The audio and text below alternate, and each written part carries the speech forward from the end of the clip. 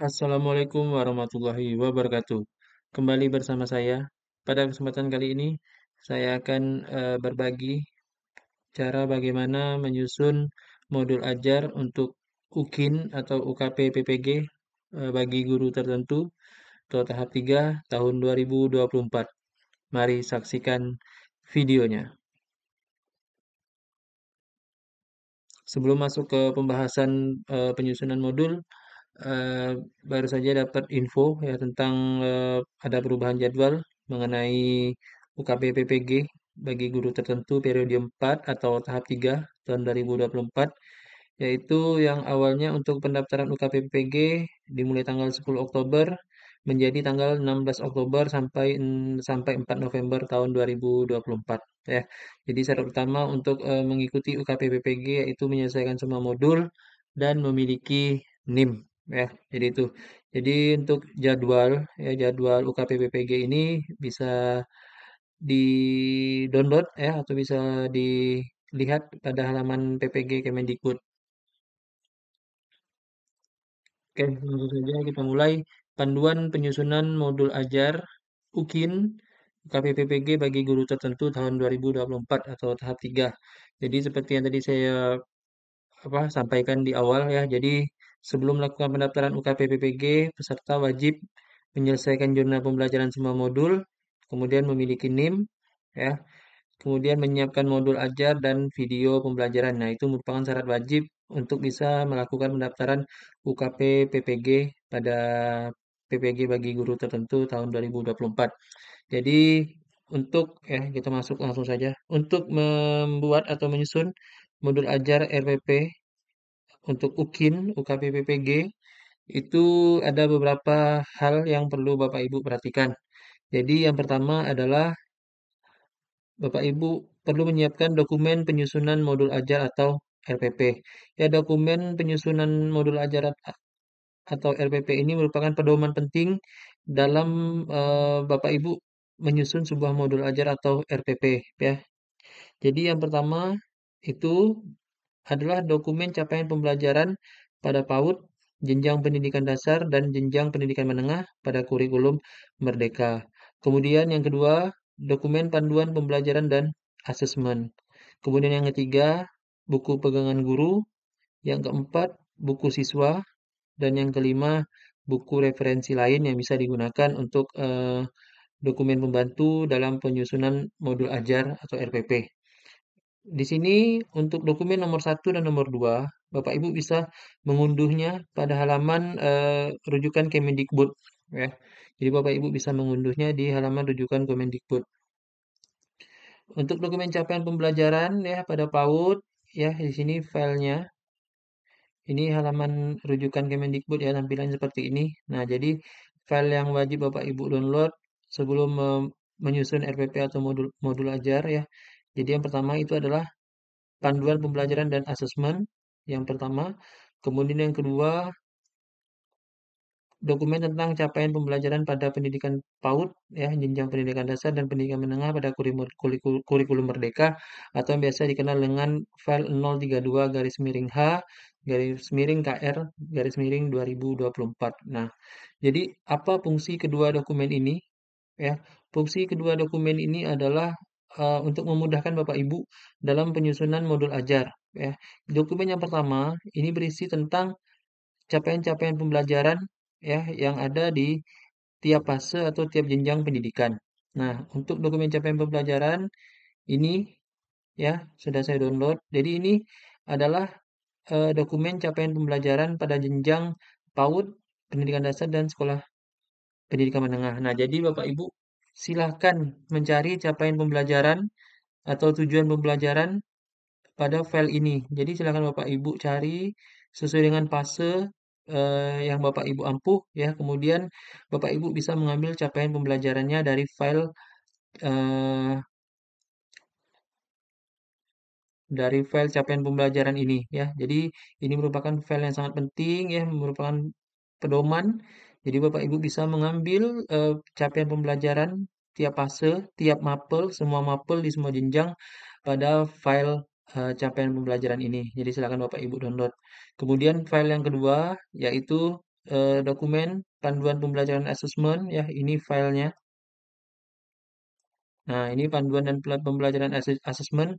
Di sini terdapat penjelasan tentang apa itu modul ajar dan apa itu RPP ya. Jadi di file ini sangat lengkap, Bapak Ibu bisa akses ya. Untuk penyusunan RPP atau modul ajar bisa Bapak Ibu lihat di sini ya.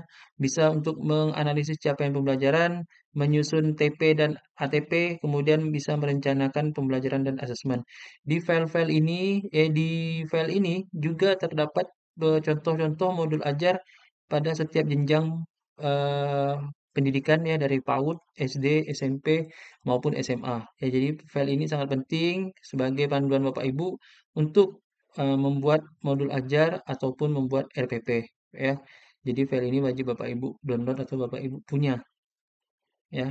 Kemudian buku pengembangan guru ya, sudah pasti Bapak Ibu punya, buku siswa juga dan buku referensi lain. Jadi ini ada dokumen yang perlu Bapak Ibu siapkan sebelum Bapak Ibu menyusun modul ajar. Kemudian kita masuk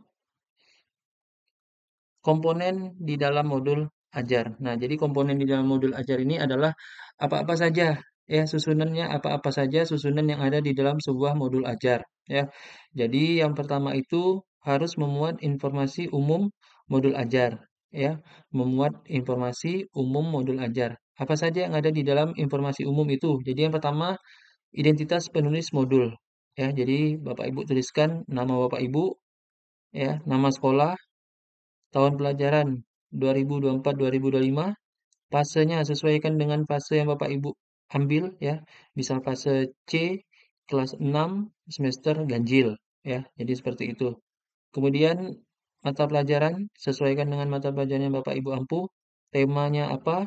Materinya apa? Tinggal disesuaikan. Kemudian alokasi waktunya ditulis 2 JP ya.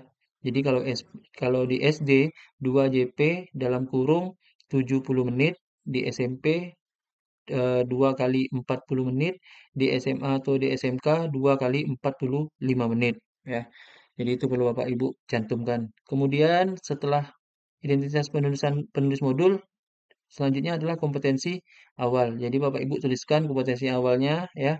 Kompetensi kompetensi awal itu berisi pengetahuan dan keterampilan yang perlu dimiliki siswa sebelum mempelajari topik tertentu. Nah, kemudian Bapak Ibu lampirkan juga materi yang Bapak Ibu ambil itu mengandung profil pelajar Pancasila yang mana ya. Kan profil pelajaran Pancasila itu kan ada apa berkebinekaan global, gotong royong, mandiri, kreatif dan bernalar kritis. Nah, disesuaikan dengan materi atau tema yang Bapak Ibu ambil. Kemudian Bapak Ibu tuliskan juga selanjutnya sarana dan prasarana Bapak Ibu di dalam modul ajar atau di dalam proses pembelajaran ya, itu yang pertama buku ya, buku pelajaran, buku siswa atau buku guru silahkan dituliskan. Kemudian LKPD ya, lembar kerja peserta didik, laptop, kemudian materi pembelajaran ini bisa Bapak Ibu ambil dari buku pelajaran ataupun dari menyandur dari internet ya. Kemudian Bapak Ibu cantumkan linknya ya. Jadi itu. Kemudian video pembelajaran silakan Bapak Ibu cantumkan link YouTube ya atau link video pembelajaran yang Bapak Ibu ambil sebagai bahan pembelajaran Bapak Ibu nanti pada saat pembuatan video UKIN ya. Jadi Bapak Ibu lampirkan video pembelajaran, sertakan juga link sumbernya. Kemudian yang selanjutnya PPT pembelajaran atau PowerPoint atau presentasi pembelajaran yang Bapak Ibu tampilkan pada saat pengambilan video UKIN ya. Kemudian yang selanjutnya komponen yang selanjutnya adalah target peserta didik ya Bapak Ibu masukkan atau cantumkan disesuaikan merupakan pengetahuan dan keterampilan yang perlu dimiliki siswa sebelum mempelajari topik tertentu. Kompetensi awal merupakan ukuran seberapa dalam modul ajar dirancang. Jadi Bapak Ibu silakan disesuaikan target peserta didiknya untuk apa ya. Jadi biasanya ada dua yaitu peserta didik yang pada umumnya dan kemudian peserta didik yang apa yang lebih kemampuannya. Nah, jadi itu. Jadi disesuaikan dengan target peserta didiknya. Kemudian selanjutnya adalah model pembelajaran yang Bapak Ibu ambil ya. Bisa Bapak Ibu lihat referensinya banyak di Google ya. Jadi yang pertama PBL, Problem Based Learning, kemudian yang PJBL, kemudian Cooperative Learning, Discovery Learning, inquiry based learning, dan lain-lain. Jadi Bapak Ibu sesuaikan dengan materi yang ada di buku yang akan di buku pelajaran yang akan Bapak Ibu ambil materinya, atau sesuai dengan kemampuan peserta didik Bapak Ibu ya, model pembelajarannya disesuaikan. Kemudian yang selanjutnya masuk ke bagian komponen inti modul ajar. Nah, jadi ini komponen inti dalam modul ajar yang wajib Bapak Ibu masukkan atau sertakan. Jadi yang pertama itu tujuan pembelajaran ya. Tujuan pembelajaran itu memuat yang pertama capaian pembelajaran dimasukkan, capaian elemen Bapak Ibu lampirkan, kemudian tujuan pembelajarannya sendiri itu apa ya. Kemudian indikator pencapaian tujuan pembelajaran. Jadi untuk tujuan pembelajaran ini Bapak Ibu bisa mengambil di file yang ini, capaian pembelajaran pada pendidikan anak usia dini ya. Jadi di sini bisa diambil untuk tujuan pembelajaran, capaian elemen ya. Jadi bisa diambil di file ini, bisa Bapak Ibu ambil dan sesuaikan dengan materi yang Bapak Ibu ambil ya. Kemudian yang selanjutnya Bapak Ibu masukkan asesmen yang dipakai ya. Asesmen yang akan dilakukan dimasukkan di dalam komponen inti. Kemudian pemahaman bermakna ya, apa pemahaman bermakna yang akan Bapak Ibu ambil di dalam pembelajaran Bapak Ibu silahkan dimasukkan. Kemudian pertanyaan pemantik ya, pertanyaan pemantik itulah pertanyaan yang biasa ditanyakan sebelum masuk ke materi ya, bisa 2 atau 3 pertanyaan pemantik yang Bapak Ibu tanyakan kepada peserta didik Bapak Ibu. Kemudian yang selanjutnya adalah komponen yang paling penting yaitu kegiatan pembelajaran ya. Kegiatan pembelajaran itu ada 3. Jadi yang pertama itu kegiatan pendahuluan ya. Jadi kegiatan pendahuluan silakan Bapak Ibu jelaskan di modul itu ya, dimulai dari berdoa, dimulai dari mengucapkan salam, berdoa, absensi, apersepsi, dan lain-lain ya. Nah, di sini juga bisa Bapak Ibu masukkan pertanyaan pemantik ya pada saat kegiatan pendahuluan. Kemudian di kegiatan inti ya, Bapak Ibu tuliskan sintaknya ya dari model pembelajaran yang Bapak Ibu pilih. Jadi kalau model pembelajarannya cooperative learning ya, jadi Bapak Ibu tuliskan sintak yang pertama yaitu seperti memberikan tayangan video atau memberikan gambar, memberikan tayangan, memberikan eee, tampilan media pembelajaran kepada siswa, kemudian membagi siswa menjadi beberapa kelompok, kemudian memotivasi siswa, kemudian memberikan koreksi, kemudian memberikan penghargaan. Nah, itu merupakan sintak dari cooperative learning ya. Jadi Bapak Ibu masukkan langkah-langkah atau sintaknya di kegiatan inti ini.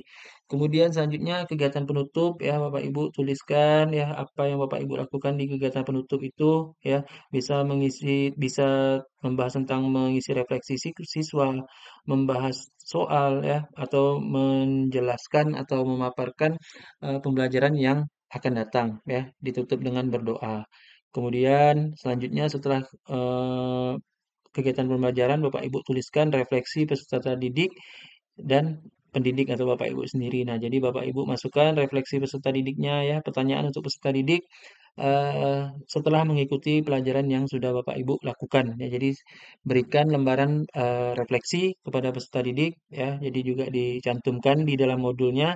Kemudian apa pertanyaannya Bapak Ibu tuliskan di modul itu untuk peserta didik, dan apa pertanyaan untuk Bapak Ibu sendiri Bapak Ibu juga tuliskan di dalam modul itu.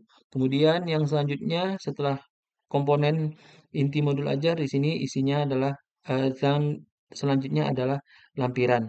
Jadi lampiran itu bisa memuat yang pertama LKPD-nya Bapak Ibu tuliskan, apa tugas yang Bapak Ibu kasih ke peserta didik Bapak Ibu ya, LKPD-nya apa saja, bisa per kelompok, bisa juga tugas individu.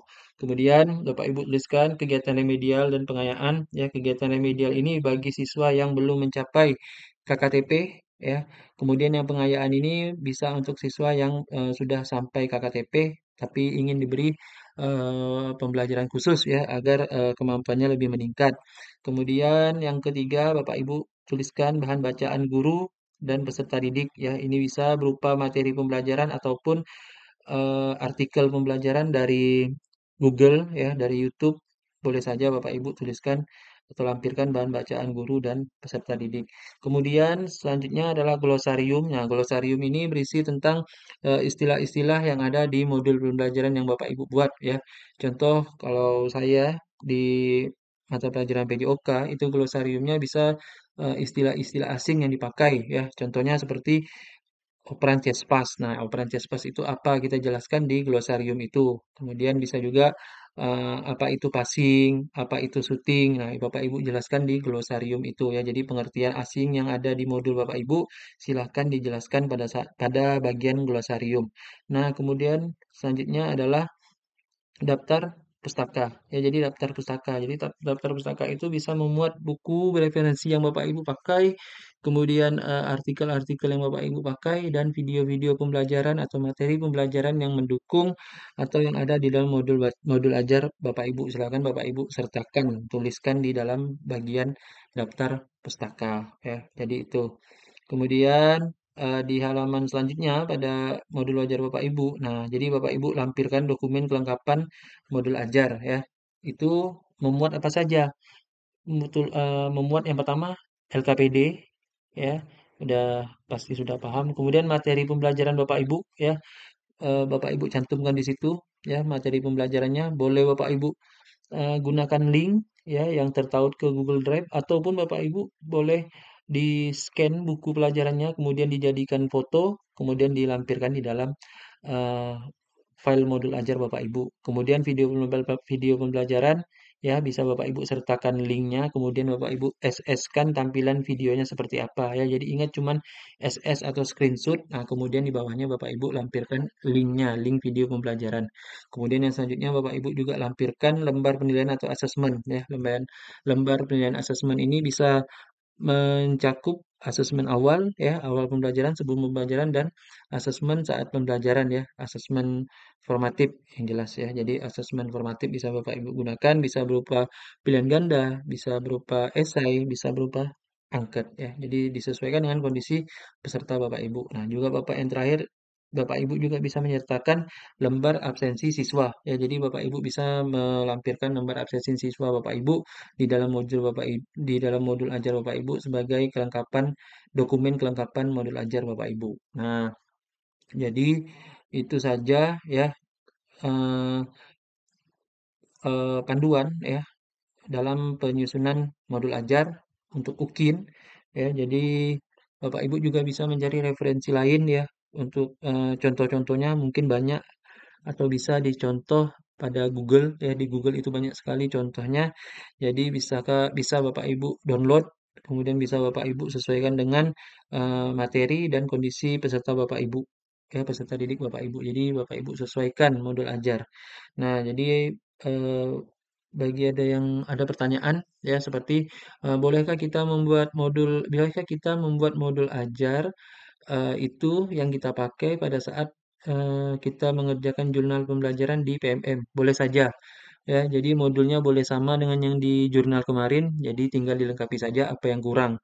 Atau lebih baiknya bisa menggunakan modul ajar yang baru dirancang lagi ya, disesuaikan dengan kemampuan dan peserta didiknya ya. Jadi itu saja. Nah, jadi sekian ya video kali ini. Jika ada pertanyaan ya atau ingin sharing, silakan berkomentar di kolom komentar. Ya, jadi mungkin kalau ada waktu atau ada kesempatan, mungkin saya akan sharing file modul yang sudah saya rancang ya. Jadi mungkin nanti akan saya sharing eh, untuk dijadikan bahan referensi. Oke, terima kasih atas perhatiannya. Saya mohon maaf jika ada penjelasan yang agak kurang dipahami ya. Jadi di sini kita sama-sama sharing agar lebih berkembang.